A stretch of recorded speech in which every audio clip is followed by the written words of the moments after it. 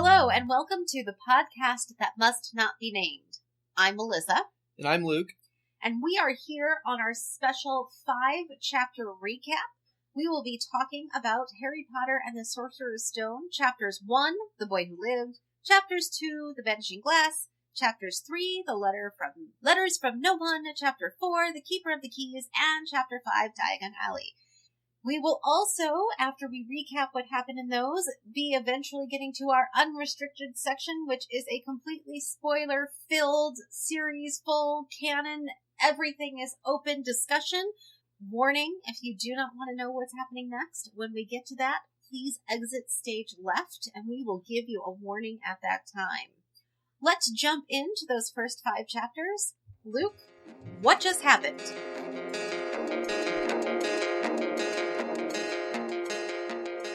So we're introduced to the Dursleys, who are our eyes into the magnitude of the celebrations going on with the fall of Lord Voldemort. After Voldemort's spell rebounded instead of killing Harry, he flees or is potentially destroyed. Meanwhile, baby Harry is delivered to his only remaining family, the Dursleys. For 10 years, Harry lives through neglect and seemingly outright abuse at the hands of his surrogate family. Several times while growing up, very strange things happened around Harry, including ending up on the chimney of his school and setting a boa constrictor on his cousin Dudley. Harry begins receiving letters from an unknown sender, which he is prevented from reading by the Dursleys. Vernon takes the family on an insane letter evasion trip, which leads them to stay the night on a tiny shack out at sea. Harry counts down to his 11th birthday while at the shack, and at midnight, the door is knocked off its hinges. Rubeus Hagrid steps in and delivers Harry's letter, along with informing him that he is a wizard, and his parents were wizards too. Hagrid takes Harry to Diagon Alley the next day, where they buy all of his school things, paid for by the large treasure his parents had left for him. The most important acquisitions of Harry's that day were his new owl and his new wand, whose brother belongs to Lord Voldemort himself. Dun, dun, dun. Since, listeners, we are doing our 5-chapter recap, we thought it would be interesting to add another voice to our podcast. We have a guest joining us today. With us is our littlest brother. Riley is here. He is a first-time Harry Potter reader. He has watched the movies since he was, like 2 when they came out. But he has never picked up the books and read them all the way through. So, being the good little brother that he is, he was arm-twisted by us to read along with us, and he will be joining us on each of our 5-chapter recaps to give his first-time viewer opinions of what he read. Riley, welcome to the podcast that must not be named. Thanks so much for having me. I'm super excited. I wouldn't quite say arm-twisted to get here, but, But we could. I appreciate the offer. Yeah, definitely. You have that power. And by power, he means I can make the other brothers do it. I won't actually do it myself. Right.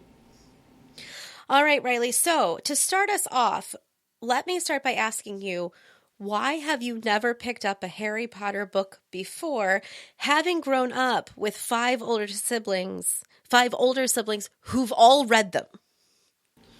Well, it's actually not true. I read the first 2 chapters or 3 chapters a long time ago, probably about 8 times. I always stopped and never continued them for some reason. I don't have a reason. For some reason, I never picked it up. So I'm glad that I finally have now when I can kind of understand it more. And I don't just have the movie medium giving me this awesome story. So do you feel like it's become a more easier book to access as you've gotten older as opposed to reading it as a younger kid? I think so. I read books a lot as a kid, and I read fantasy books specifically a lot as a kid, but I think reading about wizards and wizardry, I guess, didn't seem that interesting to me at the time, but for some reason, as I've gotten older, it's drawn me more to the story. And just knowing the story almost in its entirety, I guess, makes me want to learn more, because I know there's more, so very excited to get through it all. So would you say that like your interests in what you're looking for in fantasy have broadened? Is that kind of what you're getting at, you think? Yeah, definitely. It's not just only dragons and elves now. There's a lot more. Even to a sci-fi extent, I would be interested in reading more about that. I haven't yet, but originally I would stray away pretty hard from those kind of things. But now I'm excited to broaden my horizons, per se. All right. So let's jump right into those first 5 chapters. Of course, we start with Harry as a baby and we go all the way to him discovering his wizarding ancestry, if you will, and visiting Diagon Alley for the first time. What were your overall impressions of those first 5 chapters? Oh man, I thought they were really cool.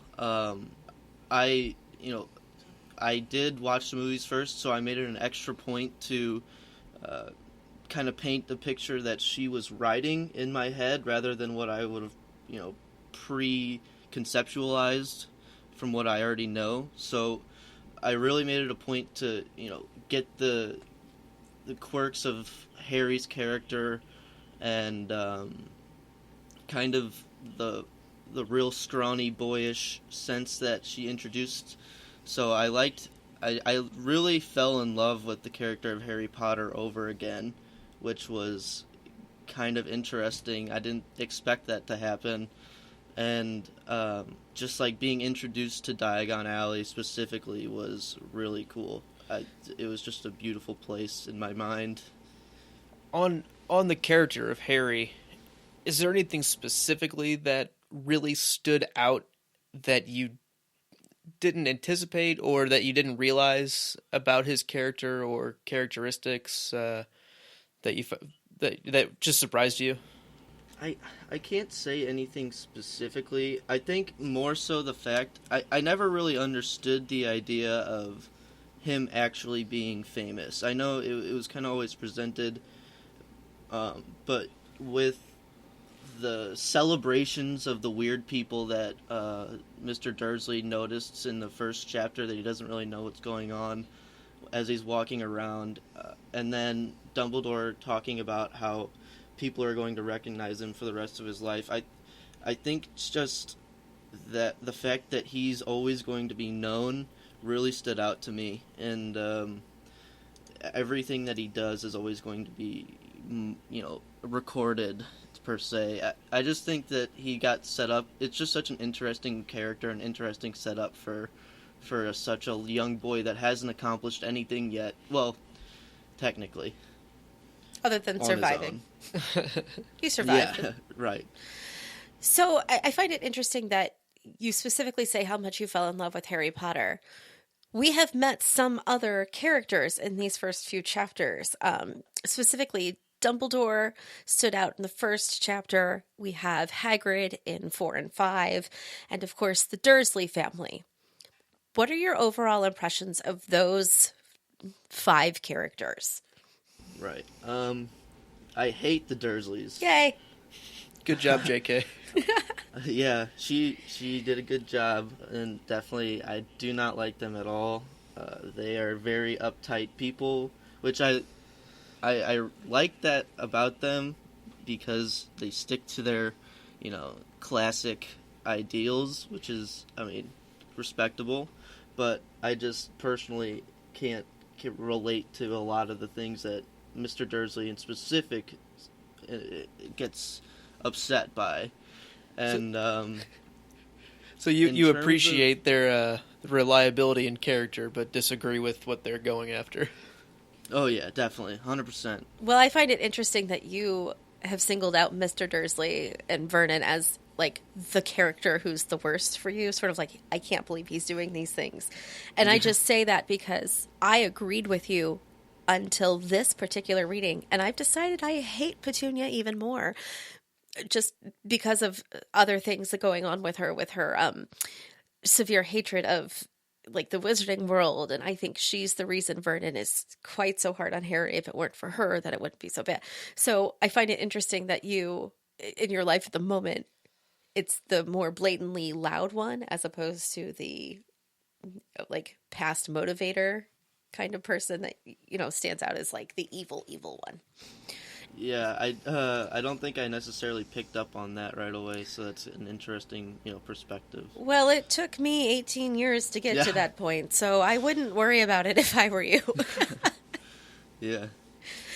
Now, what about Hagrid? What are your feelings about him so far this time through? I tried really, really hard to not love Hagrid right away. So, because I'm a big Hagrid fan previously, so I made it a big point to not just fall in love with him again. And coming in, Hagrid is a sketchy character. He just bursts in to the door with a cake. He already knows everything about Harry. Armed with a cake. Yeah. I mean, I guess we know that he and everybody else is going to know who Harry Potter is, but I guess because he delivered him in the first book, he has, an already friendship connection to this boy. Not that Harry knows. From the boys, yeah, from Harry's perspective, it's just this guy who once already believes that they are best friends, or an uncle-nephew type relationship, and it's just so out of the blue and weird. And he takes him on a shopping trip, and I don't know, it's just such a sketchy, weird character. But I'm curious to see how he unravels. So, in reading this book for the first time, is there anything other than the characters that has really stood out to you and something that kind of opened your eyes to this magical world a little bit differently? I can't say anything really in specific, but just that these first 5 chapters are such a great hook to this story that I already knew I liked, but I wanted to keep reading because how well it was written and how well it was introduced, not because I already had a previously vested interest in it. So I just think it was a great setup for what seems to be a great story. All right. I'm going to ask 2 more things, and this is how we end each of our episodes. Number 1, in these first 5 chapters, who would your MVP be? Probably Hagrid, I would have to say, just because he seems that he's acting on whatever he's being told to do, and is doing it without question. I mean, you could say Harry, but he hasn't really done much. He's just kind of there. So I think Hagrid has done the most in these first 5 chapters. It really is the most respectable to me. In these first 5 chapters, what was your favorite line?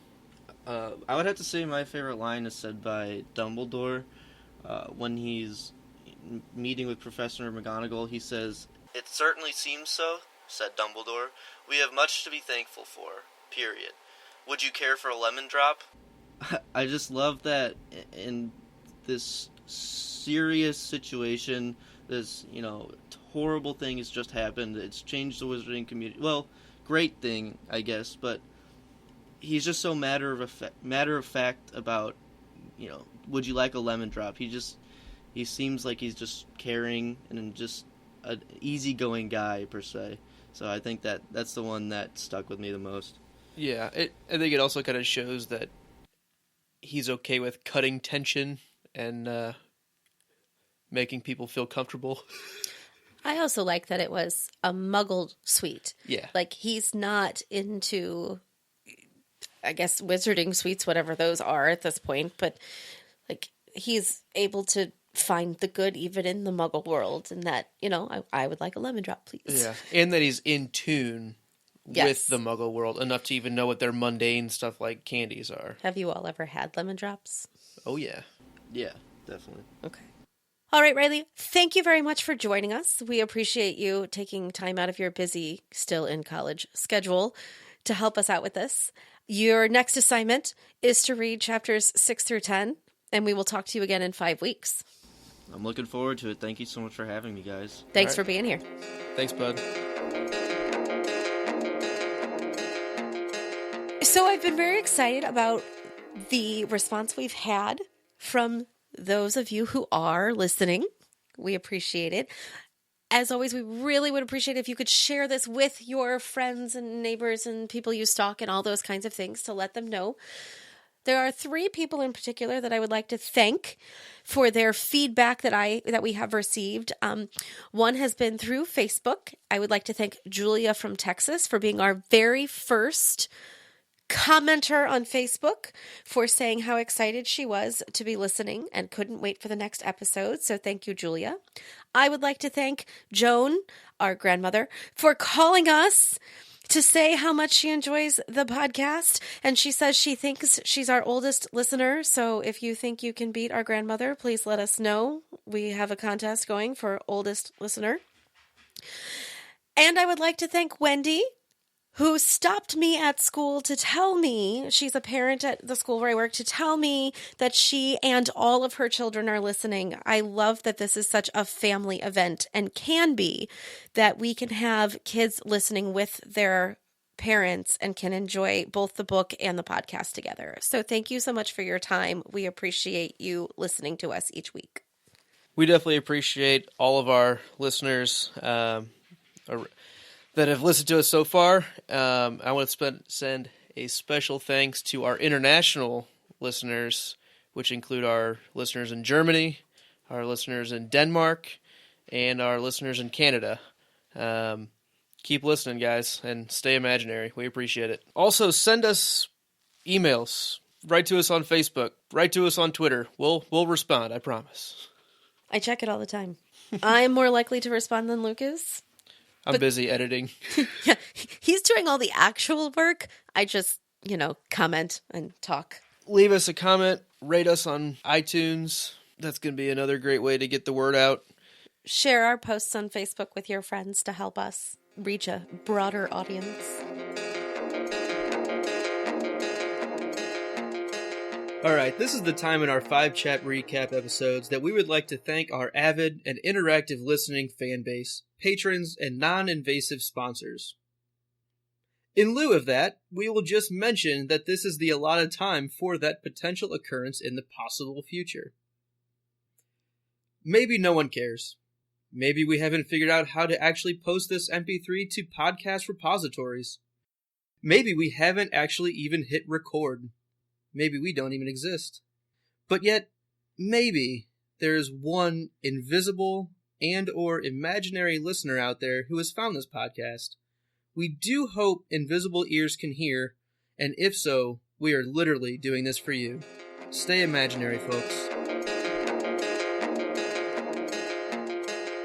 All right, listeners, this is the time of the podcast where we are opening up the doors of our unrestricted section. So, for those of you who are exiting stage left at this time, we appreciate you joining us and listening in.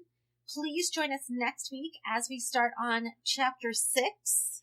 The Journey from Platform 9 3/4. Which is the second longest chapter in this book. And we will see you then. For those of you who are staying with us, welcome to the unrestricted section. We assume you have your notes signed by a teacher. Come on in.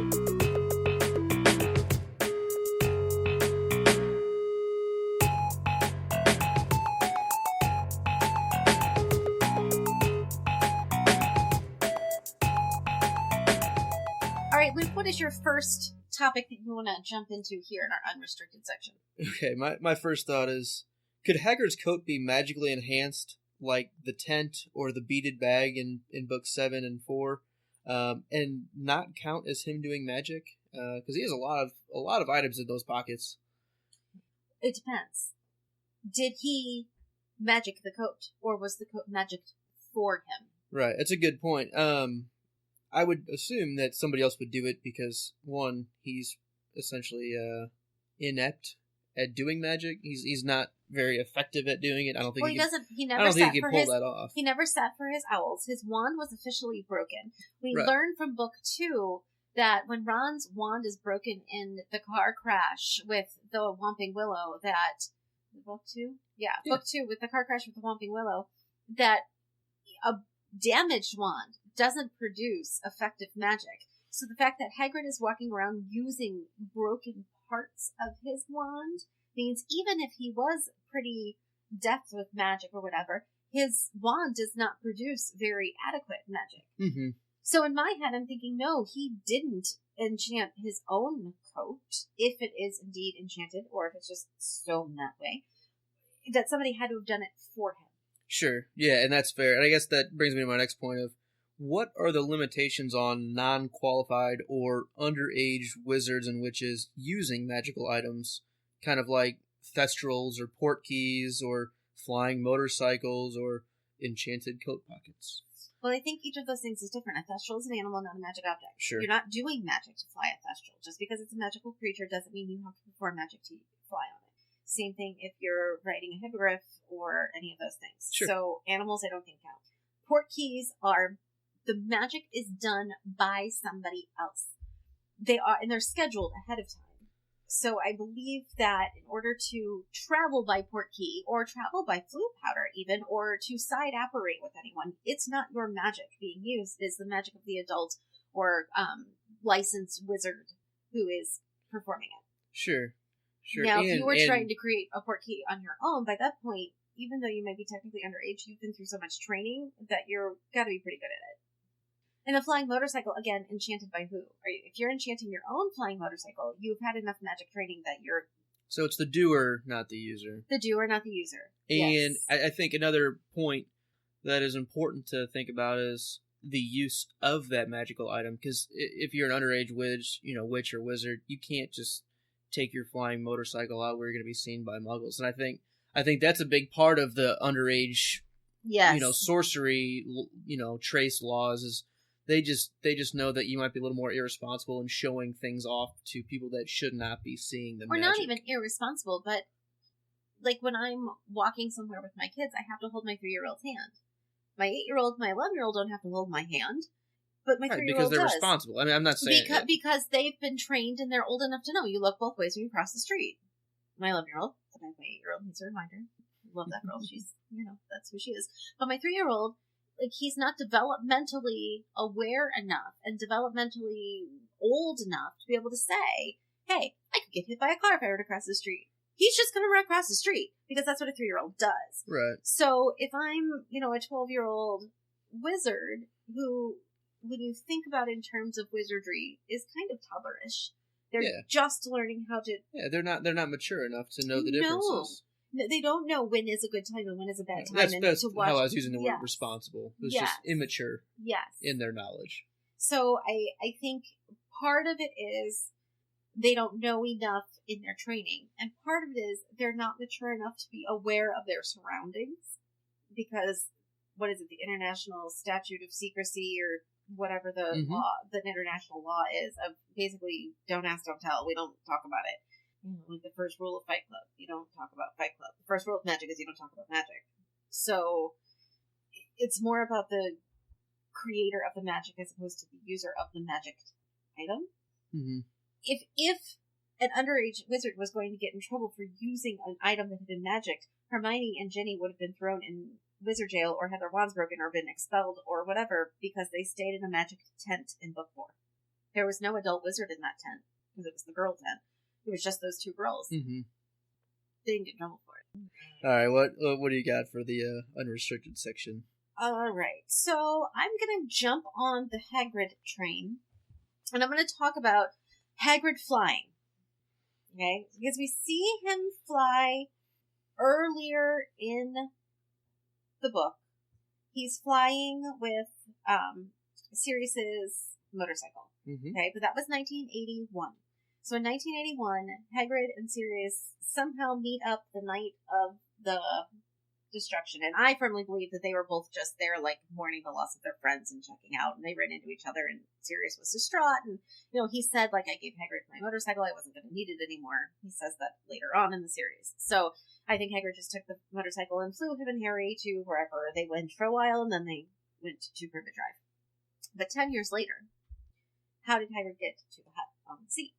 Did he fly the motorcycle, which we know could not have been in Sirius's possession, because at that point Sirius was in Azkaban, so he's all locked up and stuff. Does Hagrid still have the motorcycle? And if he does have the motorcycle, when he flew to the rock, which is what he tells Harry is how he got there, where'd the motorcycle go? He didn't leave it on the rock. The Dursleys didn't fly it back. How did the Dursleys get off? I still don't know how the Dursleys got off the rock. I still want to know.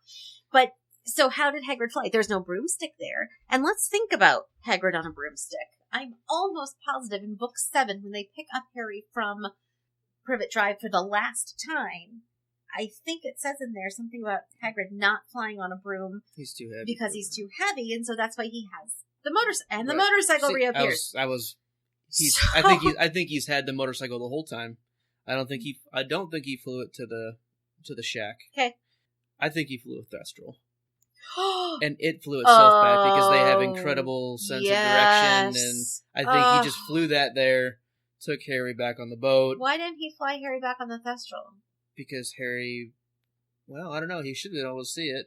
But he doesn't, though, because in book... in book 1 and 2, no, and... they don't see him in book 1 and 2, although... Right, yeah, no, it's not until, what, book 5? 5, that after he sees Cedric. it after Cedric dies. And it's because when you're a they child, he doesn't... Yeah, because he doesn't...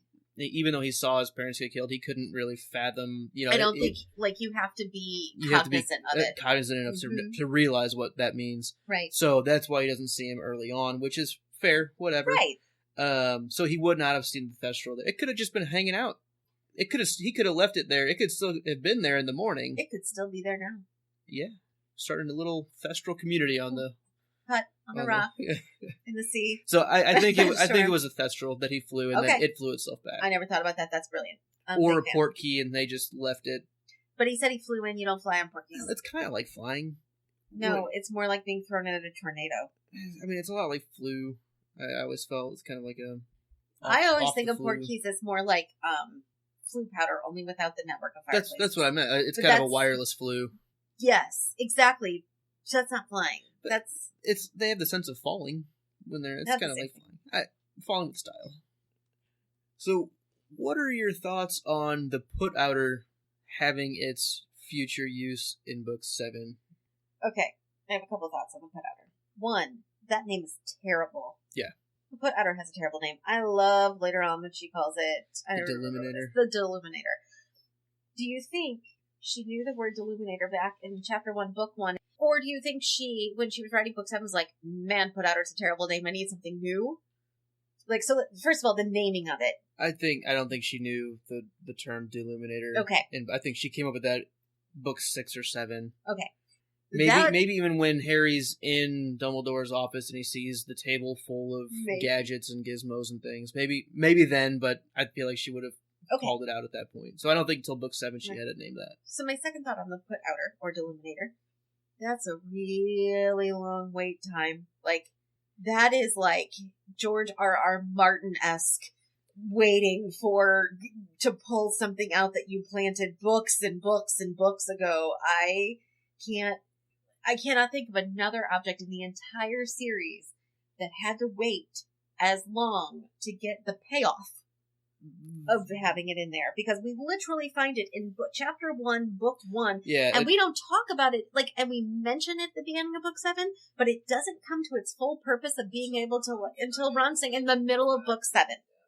There is no object or person except for maybe Snape. Might be close on that one. Whose purpose... Snape secrets. Like, Snape secrets, I don't think... we literally have to do a chapter count. How many chapters? It's gonna be From- close. It probably from- is Snape because we meet him in the next chapter, and the DeLunar stuff with Ron I think happens more than 6 chapters earlier before- than Snape's memory Yeah, but it's close. or the Prince's Tale. It's close. Yes.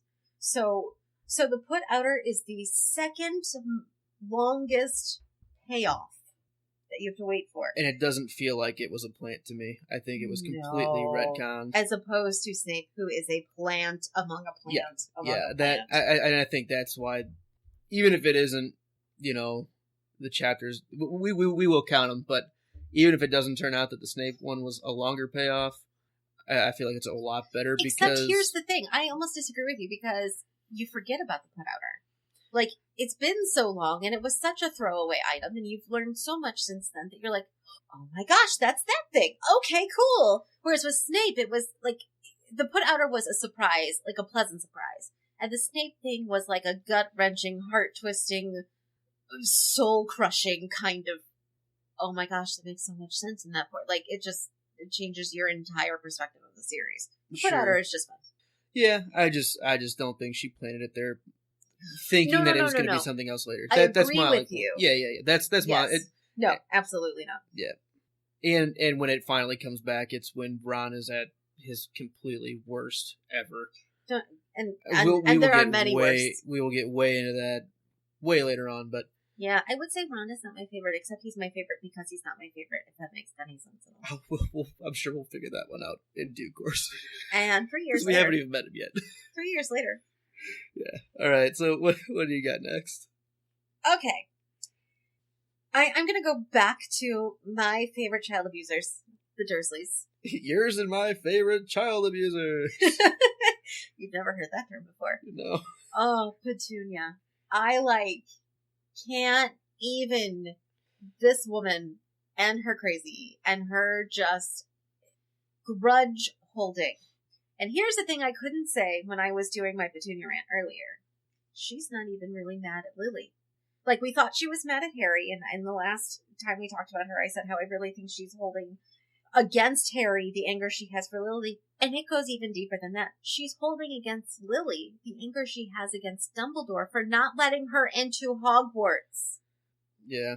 Petunia wanted to go to Hogwarts, and because she couldn't get in, she never learned to get over disappointment and therefore has ruined the life of a child.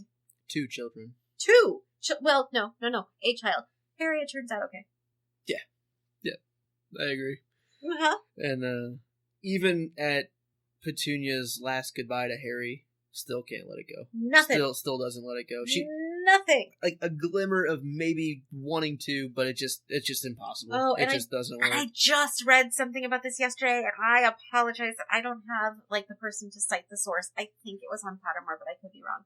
And it was how disappointed people still are with Petunia's lack of goodbye. Versus nobody expected it from Vernon. Mm-hmm. Everybody everybody was totally cool with Vernon just walking out and not saying anything because nobody ever expected it from him. That's just him. But Petunia had potential. Petunia had understanding. Mm-hmm. And really, Dudley steals that whole scene. Oh, because he really does kind of come around. That goes to my next point. But yeah. Petunia should be a more, I'm not going to say likable, because I'm not, sympathetic character, because I do feel sympathy for her. But at the same time, you were disappointed at the age of 11. Your entire life. Grow up a bit. Yeah, Jeez, get over it and move on. Because look at what she does to Dudley. Because she was told no once. She's never told him no. She has never told him no. Yep. It has completely ruined her son.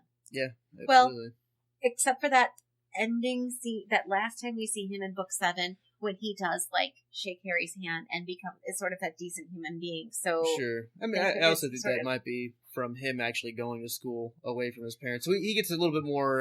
Well, I think the Dementor thing was the best thing that could have happened to him. Yeah. How crazy is that? Yeah, I know. It's a good point. It does lead to my favorite chapter ever. Yeah, that's a good one. We'll get there. Book 5, chapter 2. It's my favorite chapter in the whole series. Cliffhanger. I'm not going to let Luke talk in that episode. It'll be. I apologize if he's your favorite, but in that episode, it's all me. Yikes. All right, Luke, what else you got? So, what abilities can animagi perform while they're transformed? Can they do magic while they're transformed? Well, you need to be able to do magic in order to transform. You need a wand to transform. We find that out from book 3. Right. You have to have a wand in order to transform. Although, Right. no, How do you don't. How do you untransform? No, you don't, because Sirius could transform into a dog In Azkaban. in Azkaban. You don't have a wand in Azkaban, so No, I guess you don't I think need a from wand. the movie they show Oh, stupid Peter movie. Pettigrew touching the Yes. wand to his head. That came out of nowhere. I don't think you have to have a wand. I don't think you have to have a wand. But, okay. Well, you can read maps yes. and signs. Right, but you can also apparently disappear maps. That's where I'm coming from. How does she hide the map so quickly? She has to be doing some kind of magic. I don't know. Yeah, that's what spawned that whole question. So here's my thought. You're also putting a lot of faith into Vernon's reaction time. Because he could have seen it and driven. But think about if you see something weird, how fast are you to wait, what was that? Sometimes it takes a minute, especially something as out of the ordinary as a cat reading a map. And this entire magical world has been based upon the fact that most of the time when muggles see something like that, they explain it off as something else. We do know that the Dursleys are a little more prone to notice things like that, though, Which because is they why are primed for it. He takes the second glance, but we don't know how much time is. And she could literally have just thrown it down on the ground. Okay. He didn't necessarily stop and turn and look and analyze his whole surroundings. He just took a second glance. So it's possible she just dropped it. I think she magicked it away. I think that's what.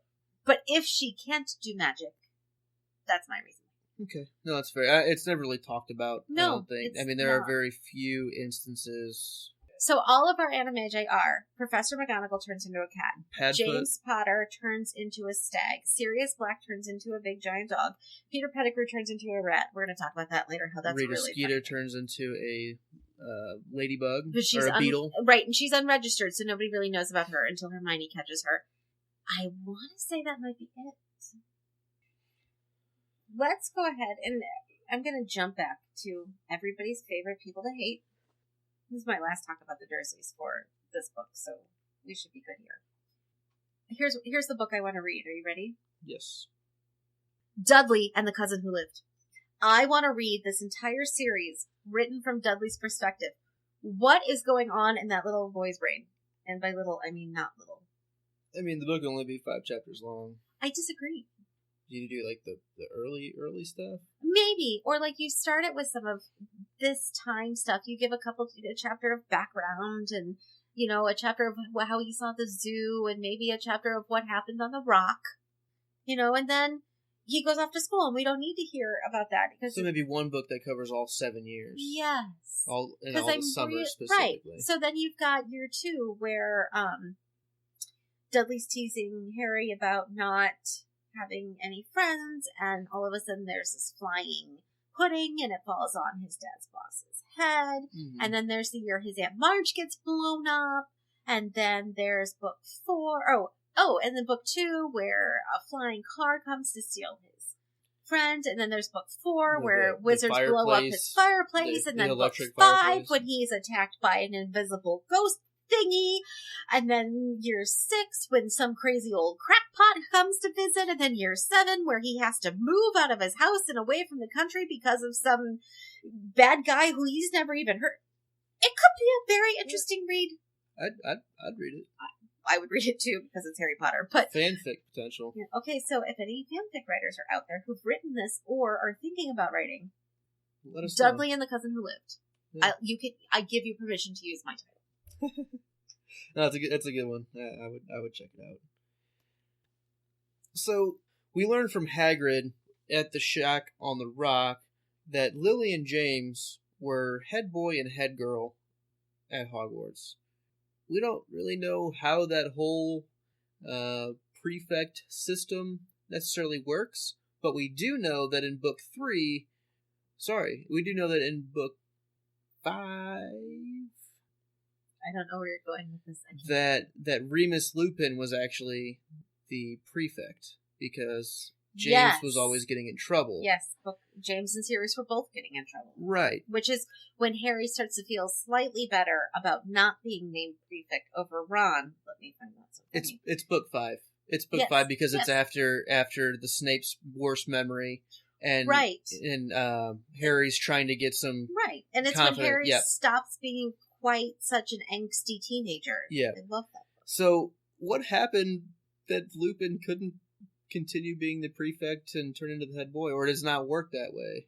Well, I always thought it did. Like, Percy, prefect Percy, and then perfect prefect Percy, and then he becomes head boy. Which I'm assuming head boy is just like the top number 1 of all the prefects, not just like the 7th year prefect. Or is it head boy and head girl like top in their class? And is it all 4 houses have just one head boy? I think it's just one head boy and one head girl for the whole school. Right. That's what I always thought as well. Okay, so you have one prefect per grade level, one boy, one girl per house, per grade 5, 6, and 7. So you're talking 12 prefects? No. 24. 3 times 4 times 2. Yep. 8.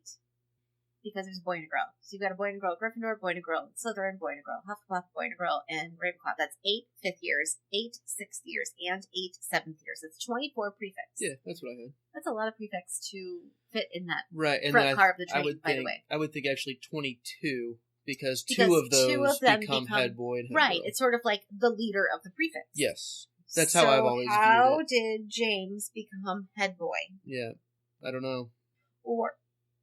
So here's my thinking. I have 2 theories on this. One, JK got it wrong. No offense. It happens. Mistakes were made. I tend to lean that way a little bit because she probably hadn't, in the realm of Hogwartsness, figured out how prefects and head boys and head girls worked, and she just wanted that to be cool. And it gives the Potters, Lily and James both, a little more power behind who they are, a little more respect. Right, and a little more like proof that they were Dumbledore's men through and through. Yeah, and then that they were, good at what they did. Because Hagrid also says, I don't know if he was going there to try to recruit him or not. So, I mean, it's just doubling down on having them truly be powerful. And we know for sure that, well, I don't know for sure if Lily was a head girl, but I'm assuming she was, because if you think back to Slughorn, who's very prejudiced against Muggleborns. She probably was a prefect. She probably was a prefect. And she was the brightest witch of her age, according to Slughorn. Like, he loved her. Mm-hmm. He thought she was just amazing. And you're not going to get that if you're not very, very, very, very, very good at what you do. And we can see in Snape's worst memory and in some of his memories that Harry gets to visit later on, that she was a very moral-centered person. She was very stuck up for people and cared about people, and you could just tell she would be a very good prefect and a very good head girl. Kind of Hermione like, honestly, I equate them a little bit. Sure, definitely. Except she might be a little more bold. A little more bold because bringing the frog spawn home and changing things into teacups. Sure. Hermione would never have done that over the thing, because that would be against school rules, and we don't do school. Yep. But James, I cannot see him being head boy. I just can't. Based on what I know about him, yes, he was very bright, but he was too attached to the hip to Sirius. Yeah. Unless and they were living together in the summers at this point. Yes. That's when Sirius moves in to the Potter's house. Except he was also, I think, by 6th year dating Lily Potter, and she was turning him around a bit. Maybe it was a pretty hard turnaround. Right. And so again, I go back. I really think JK got it wrong. I'm not saying it was Remus, but I think it has to be one of the prefects. However, it could be, and if I was JK, this is what I would go with. Hagrid misremembered. Yeah, that's probably most likely this drunken oaf. Right. So Hagrid, he doesn't quite understand how the prefect system works either. No, I mean, he's only worked there for 50 years, but it's cool. Or he just might be remembering them, because by this point, they'd been dead 10 years. They'd probably been out of school at least another 5 or 6. It'd been 15 years since they'd been there, and you want to make the boy respect, you know what I mean? He doesn't know his parents. even if he did know, like, white lie. what exactly? What harm does it do to tell the boy this if I don't remember exactly? But it was close. So He should just said, your It's dad was a cool. Quidditch stud. he wouldn't know what that means. I know, but And then it would be more pressure because at that point in the book, alright. Harry doesn't know what a head boy and girl is, and there's no pressure for it. But it sounds official. Right. But he'd heard about Quidditch, and I don't know what that is, and oh, here my dad was so good, and what if I'm not good, da-da-da-da-da. Now come book 5, when he's not made a prefect, all of a sudden it comes back to haunt him again. And he doesn't start sort of chilling out until he realizes that, oh, my dad wasn't either okay. Mm-hmm. Like, this is a boy who's so desperate for a past, and so desperate for connection to a past, that he's trying to live up to the ideals and to the, pedestals that his parents have been put on, and to find out that his dad wasn't on that particular prefect pedestal, I think was a relief. Mm-hmm. I agree. So what's your next note here? So my next note, I'm gonna again. This J.K. Rowling is my favorite author, pretty much in the whole wide world. However, Hagrid says a sentence that is, "There's not a single witch or wizard who went bad who wasn't in Slytherin." Why, J.K.? Why did you put that in there? Because we know that's not true. Okay, so here are all of my questions about this. Is it A, when you wrote book 1, this was a true statement? As in your brain, when you were writing, you knew that all the bad guys came out of Slytherin. If that was true... What about Peter Pettigrew? That's part 2. When did you realize Peter Pettigrew was the bad guy? Was it when you were writing book 3?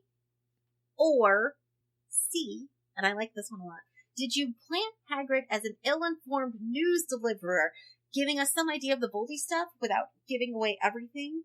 So, or D, did you intend for us all to hate Slytherin right off the bat? And that was the easiest way to do it. I think C and D again. Okay.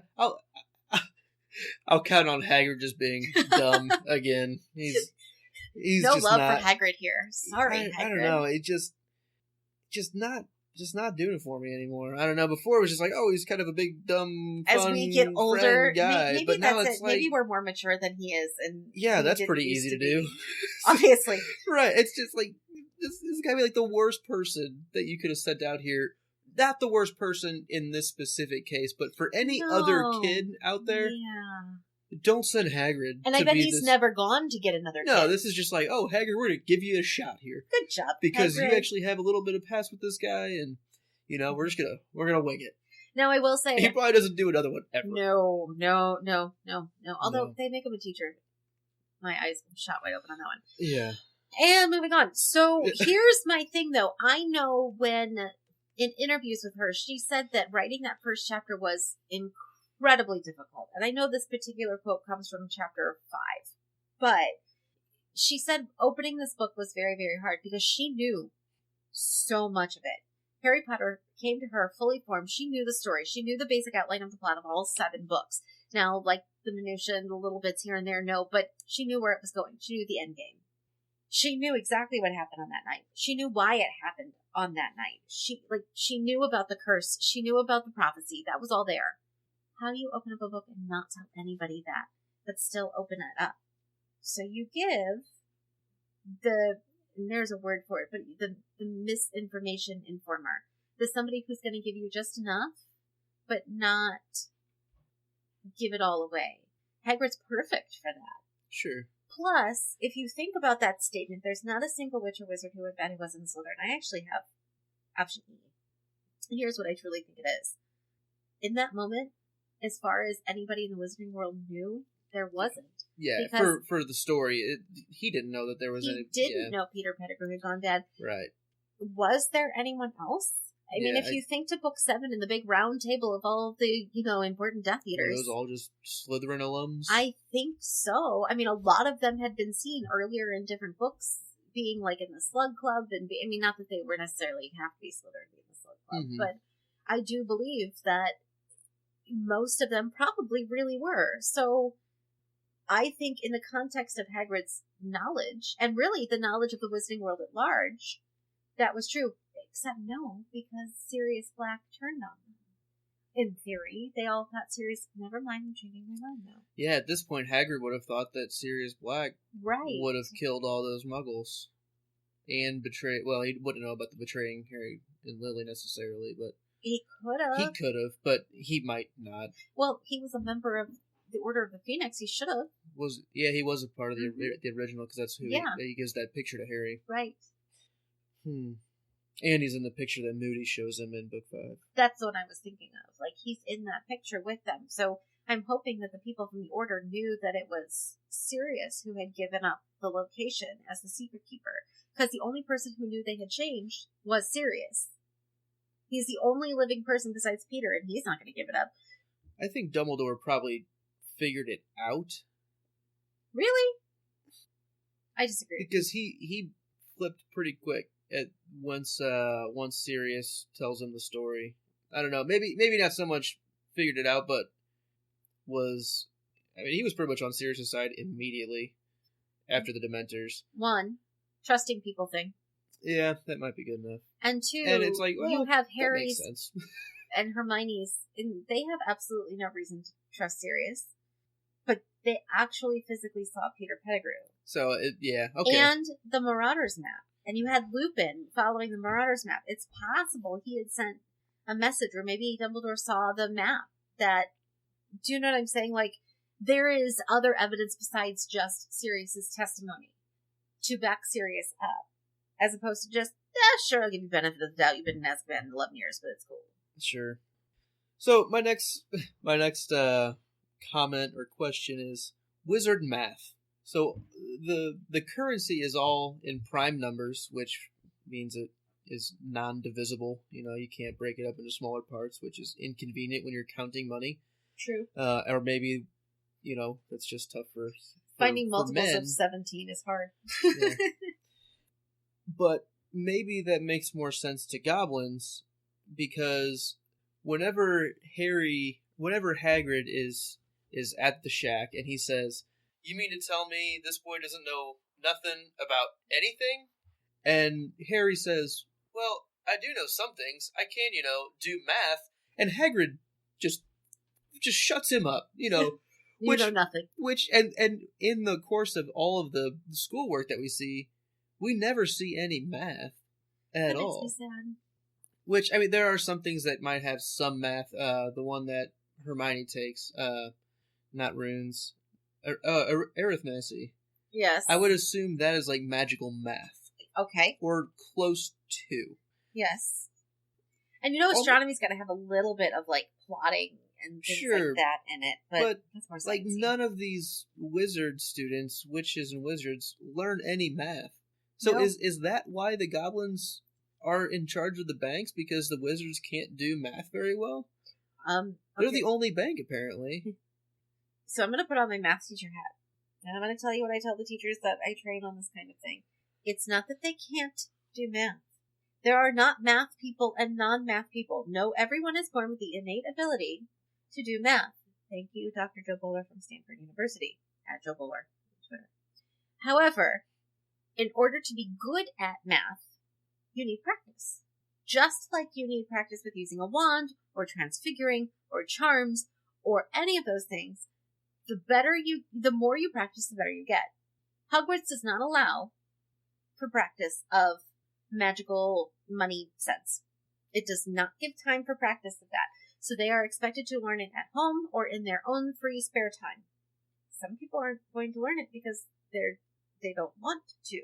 Not that they aren't able to, but they don't practice it. Sure. There is no chance for these kids to be practicing their money sense. I agree. It just seems like the goblins have a real stronghold monopoly on the banking system due to that. I agree. I wonder if it's like that in other countries. Parts of the world. Would they have different magical education systems, and their schools are very, very maybe different. The Swedish school is all about teaching math. Durmstrang, maybe they've got all kinds of magical money stuff going on. Who knows? Yeah. I don't think there's really a Swedish magical school. There could be. I we can don't look learn it up. about it. Hold on, I can look it up. The number of countries that have their own magical school is minuscule compared to those that do not. This is because wizarding populations of most countries choose the option of homeschooling. Occasionally, too, the magical community in a given country is tiny or far-flung, and correspondence courses have been found to be the most cost-effective means of educating the young.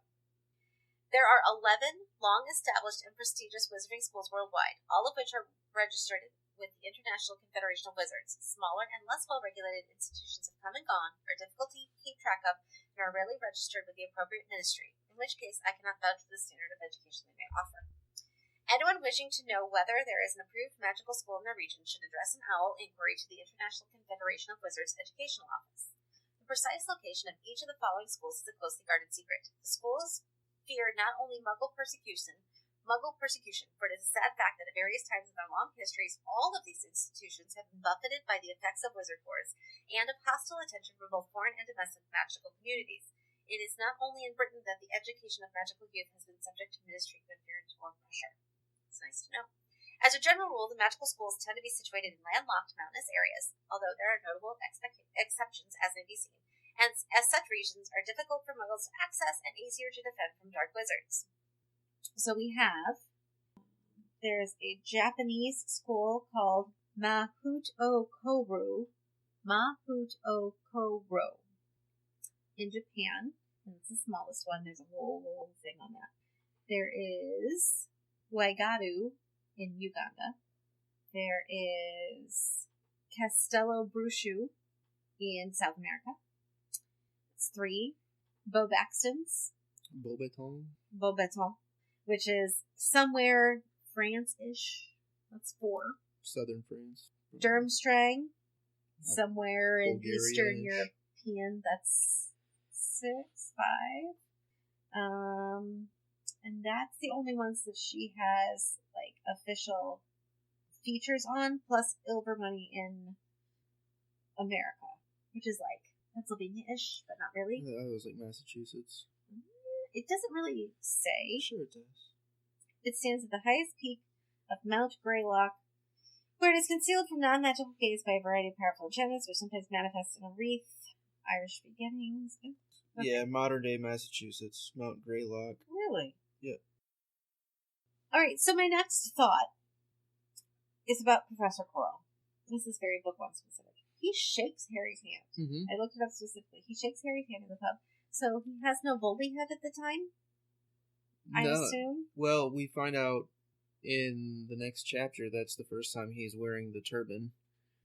So he wasn't wearing the turban on July 31st when he went to Gringotts to steal. I looked it up. It is no mention of the turban at all. No, I know. I'm gonna read specifically what it says about Harry noticing the turban because he thinks it's odd. Okay. He would have noticed it. Professor McGonagall was talking to Professor Dumbledore. Professor Quirrell, in his absurd turban, was talking to a teacher with greasy black hair, a hooked nose, and sallow skin. It doesn't really say. It just says in his absurd turban. It doesn't say that he wasn't wearing it before. Right. I assume because he was touching Harry at the Leaky Cauldron that Voldemort was not there because Voldemort he would was not not be able there. to touch him. Exactly. Yep. So then he starts wearing this weird turban. And this is a month. There's a month between there. Right. But he's already stuttering and acting very nervous. Exactly. So at what point did Voldy attach himself? Because is it when he failed to steal the Sorcerer's Stone from the vault? Which that was that day. It was that day. So you failed. So me. after that part, your punishment is that makes sense. Okay, I just thought about that. Yeah, no, that's a good point. I think that's probably what it is. After he fails to get the stone from Gringotts. So my thought is, how does Voldemort think it's okay to just have his head wrapped up in a turban? Like, who thinks that's a good idea? I'm going to attach myself to you, then you can hide me. Well, I think we'll see a lot of Voldemort's plans really aren't the smartest. No, For how evil of a villain he is not really for how brilliant he is in magic, he really is pretty dumb about a lot of other things. His common sense is very lacking. Well, and you know what's worse? Even worse is his social skills. Yeah. He's not so much with the peopling. He doesn't people. He doesn't people well, he just doesn't people. He can't people. Yeah. Which is different for my next comment. Yes. For Ollivander, he just doesn't people well. He doesn't people well. He's not terrible. He just He's doesn't not a bad people person. well. He just he needs a social skills group. So, is he good, bad, or just ugly? Just ugly. Yeah. Just a ugly. little rough around the edges. Yeah. Neutral overall, though. Like a little bit of therapy would go a long way with that guy. Yeah. Just a little bit. Just a smidge. Unlike Voldemort, who needs, like, institutionalization, Ollivander just needs a couple of good sessions. Okay, so he's a little rough around the edges. But, like we said earlier, he is extremely passionate about his wand work and, well, maybe not wand work, but his working on wands and his wand lore knowledge. So, with the possibility of Draco's mother going to pick out a wand for Draco, which, if that's the case, she picks out the Hawthorn wand that we find out about in book 7. Yes. And that's actually the wand that's used to kill Voldemort. What would Ollivander think about somebody trying to get a wand for somebody else? He would not be pleased. I don't think he would do it. I don't think he would do it either, which is why I really believe that she was more poking around saying he needs one that's long. He needs one that's this. He needs, like... And that's why I like the idea of her just being an avid wand appreciator. She just likes to look at wands. Kind of like purse shopping. Or maybe she does buy multiple wands. You know, maybe she has a different wand for every week. You know, you don't want to wear the same wand glove. She does once Harry takes Draco's Hawthorn wand and it becomes Harry's wand. The wand chooses a wizard. Mm-hmm. That wand changes allegiances. Draco brings his mother's wand to school.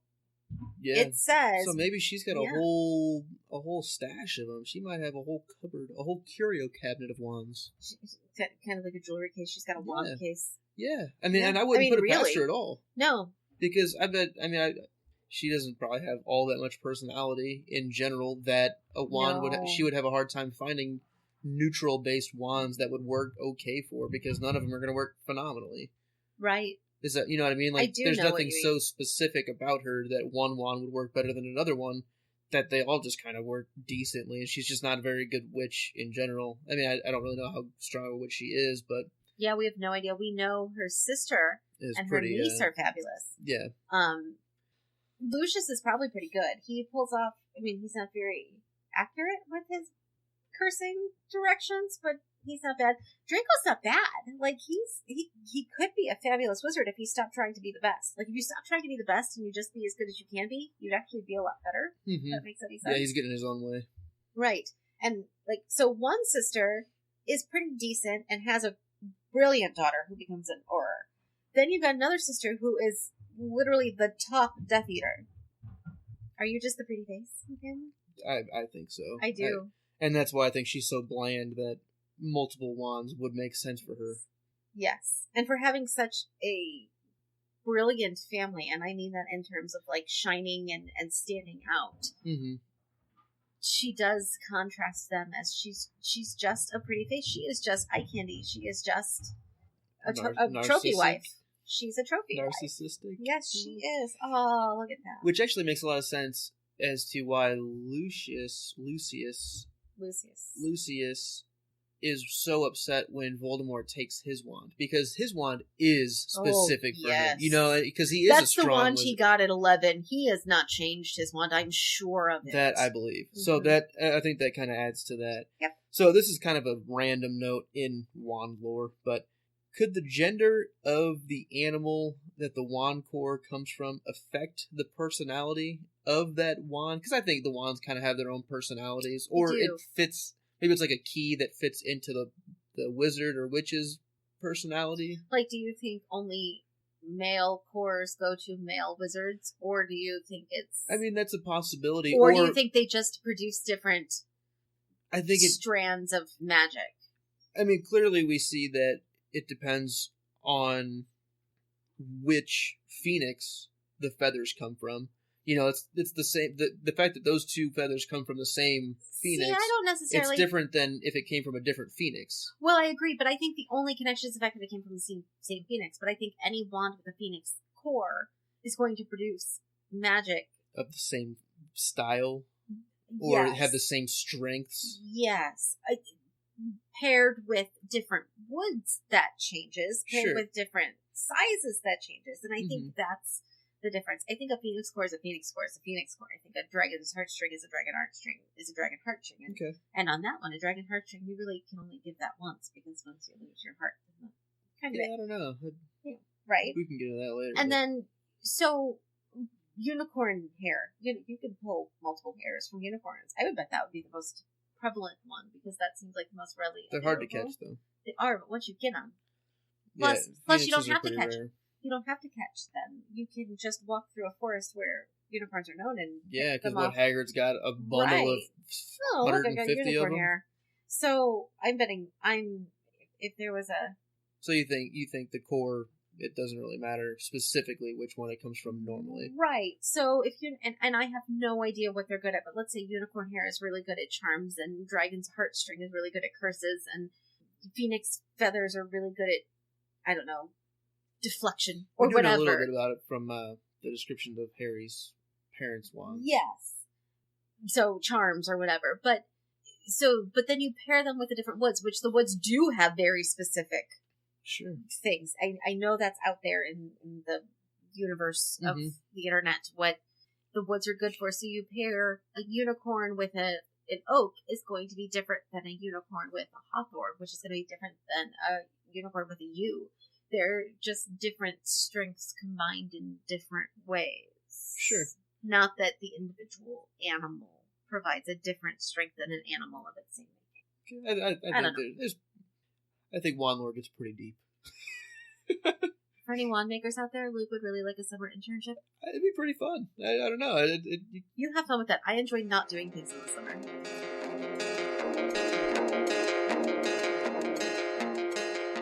Thank you for joining us on our long and winding road through the unrestricted section. It is now time to return back to your dorms. And we will see you next week when we start in on Chapter 6. The journey from platform 9 3/4. As always, please follow us and talk to us on Twitter at @NotNamedPodcast. You can find us online at thepodcastthat.com, or you can email us at thepodcastthatmustnotbenamed@gmail.com. As always, see you next week. Thanks.